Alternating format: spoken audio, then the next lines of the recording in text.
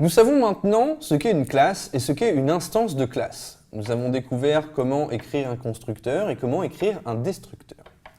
Dans cette vidéo, nous allons ajouter quelques éléments nouveaux et nous allons en particulier découvrir la syntaxe pour ajouter ce qu'on appelle des attributs, c'est-à-dire des variables qui vont se trouver dans la classe, et des fonctions membres qui sont des fonctions qui vont se trouver également dans la classe. Mais aussi et surtout à comment faire référence à l'instance courante de notre classe au sein du code de cette classe.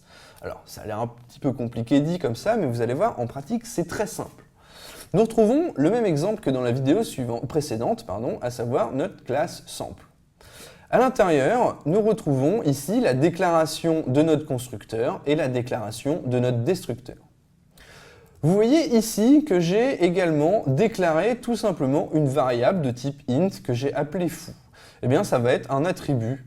C'est tout simple, ça sera une variable qui sera dans notre classe et qui pourra être utilisée quand on instanciera notre classe.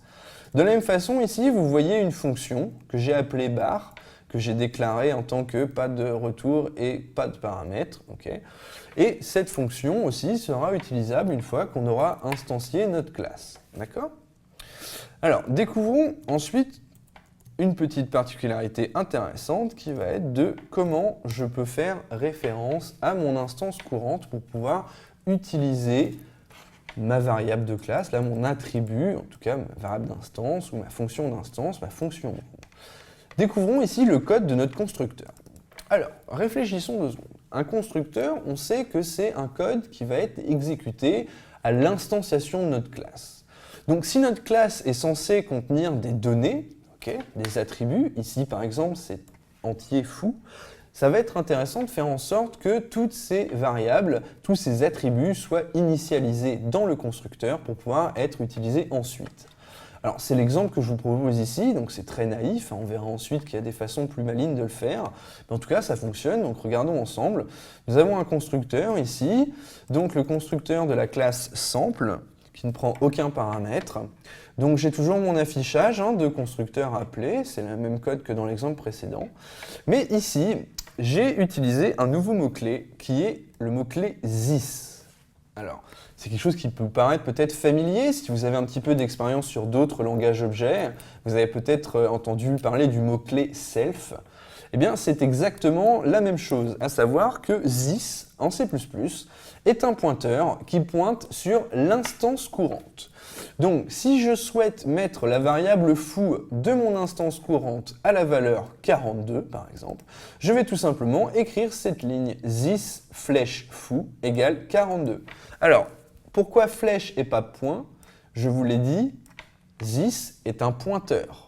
Donc ça veut dire que j'utilise l'opérateur pour déréférencer un pointeur, pour accéder au membre foo du pointeur, enfin de ma classe this, en utilisant la flèche. Ça doit vous rappeler l'utilisation des structures en C.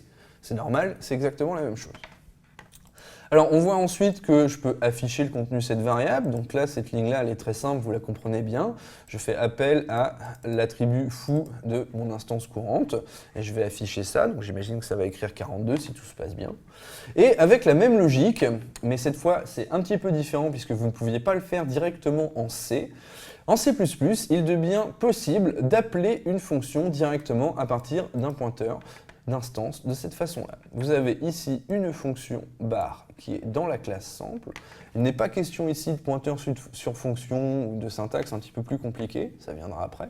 Mais pour l'instant, tout simplement, je souhaite appeler la fonction membre bar de mon instance courante.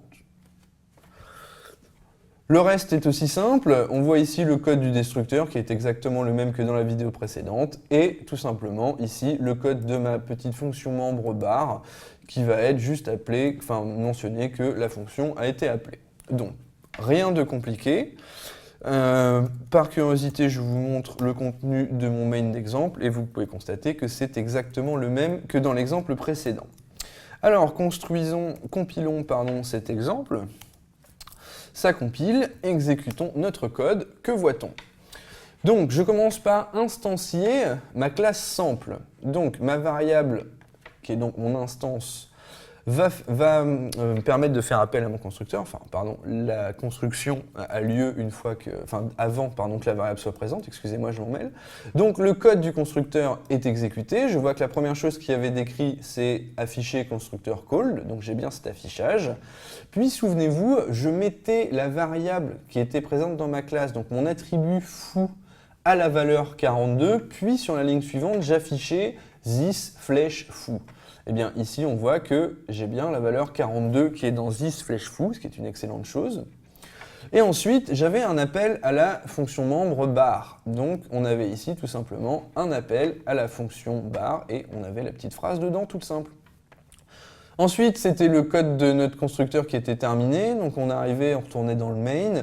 Il n'y avait rien d'autre dans le main, donc le main se terminait. Souvenez-vous, on appelle le destructeur. En tout cas, il est appelé automatiquement et le petit message de notre destructeur est affiché. Donc rien de compliqué ici, hein. Ce qu'il faut retenir, donc, c'est qu'au sein du code d'une fonction membre, que ce soit un constructeur, un destructeur ou n'importe quelle autre fonction, si vous voulez faire référence à votre instance courante, vous allez utiliser le pointeur spécial d'instance qu'on appelle this. Voilà, je vous laisse méditer sur ça et je vous retrouve dans quelques instants pour la vidéo suivante.